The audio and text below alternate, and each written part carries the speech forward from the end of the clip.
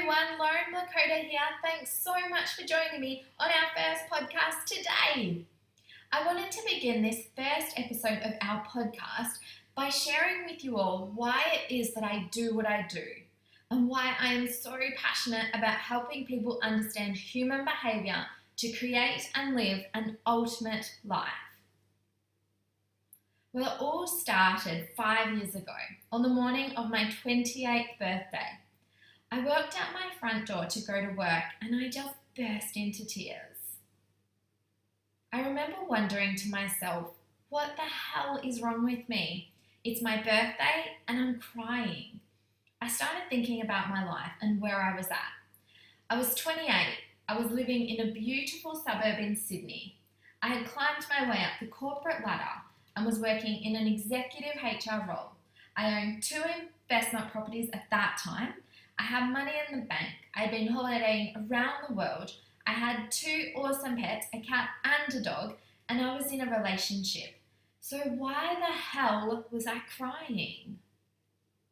And suddenly, just in that moment, I got a phone call from one of my besties at the time, who when I answered, busted out singing, "Happy birthday to you." Well, it was enough to shake me out of my tears, and I just laughed. I sang along and I realised that's what I was missing, that I was so busy being serious about life and achieving things that I couldn't remember the last time that I had laughed, sang out loud or been happy. That evening, after what had been another long and busy day, I was de-stressing over a glass of wine. Actually, it was more like a bottle, let's be honest. And I was back to feeling really sad again. And I remember asking myself, what do I want to accomplish between now and my next birthday? And I had no clue. I can still remember the overwhelming anxiety in the pit of my stomach, knowing that I had no idea what I wanted to achieve over the next 12 months or where my life was going. Far out, I still remember it like it was yesterday. This overwhelming feeling of sadness and of guilt, because I realised it was my 28th birthday and I wasn't celebrating and being happy. Instead, I was drinking wine by myself on my couch because I was so burnt out and tired from the hustle of what was my life. And I realised for the first time that I was not loving this life that I had spent the most part of my 20s creating. And I also felt so confused because I, like so many of us, had been conditioned to think that an amazing life equaled the successful career, the nice house, the nice car, the overseas holidays, the long-term relationships, etc., etc. And I had all of those things, right? And I even had the Facebook photos to prove it. So why the hell was I so stressed and so unhappy? And the next few weeks after my 28th birthday, my life just got busier and more hectic. And one of the things that I started noticing was that my clothes were getting really loose. So one morning, I decided to weigh myself, and the scales read 47 kilos. I had lost over 10 kilos in just 2 months.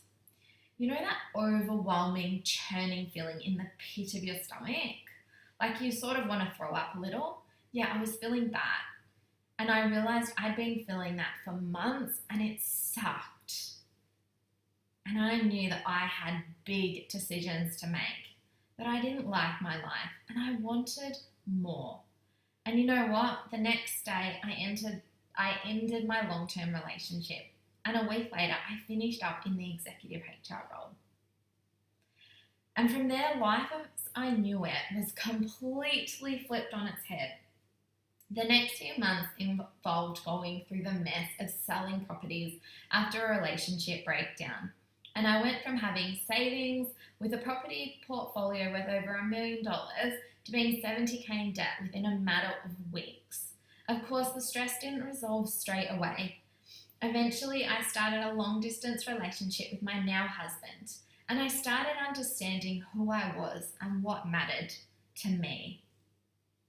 I started to rebuild my life, and I felt better for a while, but around 18 months later, I started experiencing random sharp pains in my back and I could barely move.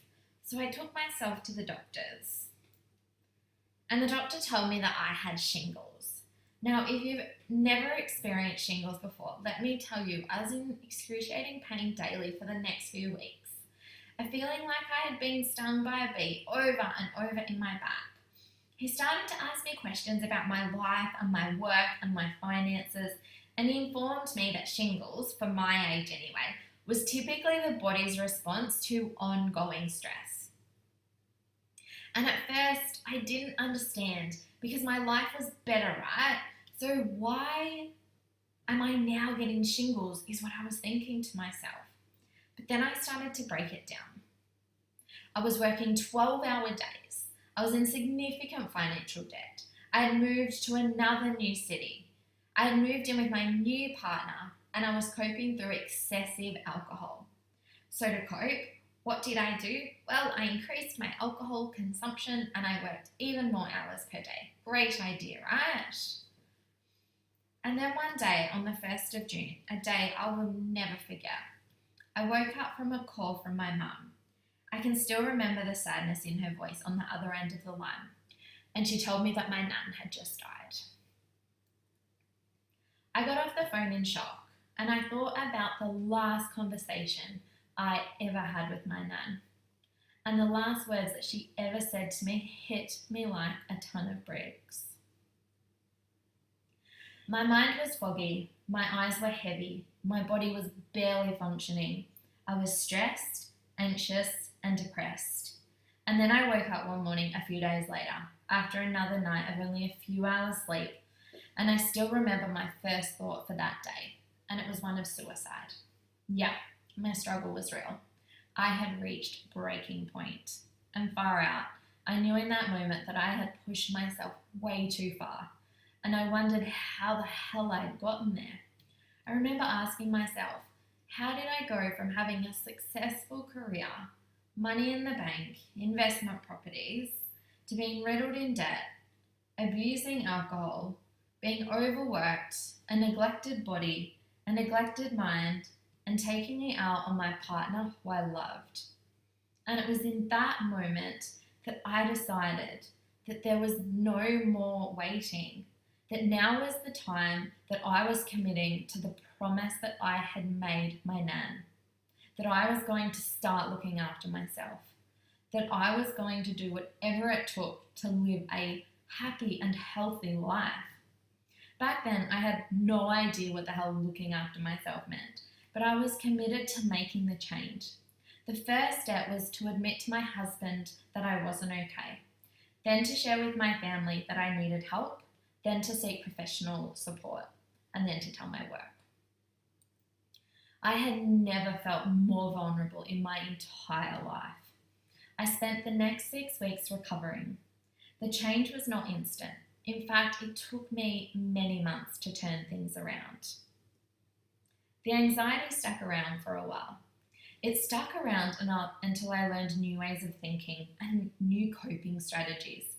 The negative self-talk stuck around for even longer. It stuck around until I started believing in myself. And the unbearable fear stuck around until I learned how to trust myself. Over time, though, I got better. I completed some personal development work and I worked down hard on myself. I pulled myself through. I pulled myself through the anxiety and the depression and through the alcohol addiction. I set boundaries and I decided to spend more time on things that mattered. I started developing a better understanding of myself, including my beliefs and my behaviours. I did it for my husband. I did it for my children. I did it for my nan. But most of all, I did it for me. Because what I realize now is that I am the most important person in my life and that I couldn't take care of anyone until I took care of me. I still to this day practice and implement the same strategies I learnt back then when I needed them most in my life. Some of them, like the art of gratitude, I still practice every single day. Over the past few years and since that time, I've married the love of my life, and together we're raising two beautiful girls, and we're doing it as imperfect human beings who just want the best out of life. And fast forward to today, I am so passionate about the strategies that helped me back then because they are as relevant today in navigating through life, especially as a new mum with no rule book, as they were back when I needed them to heal. And what's even more amazing now is that because of that journey that I took, I now pay it forward by teaching and inspiring others through my coaching and online courses and my trainings to break free from the beliefs and experiences that are holding them back so that they too can live their ultimate life. And that's what I do. Thanks so much for joining me.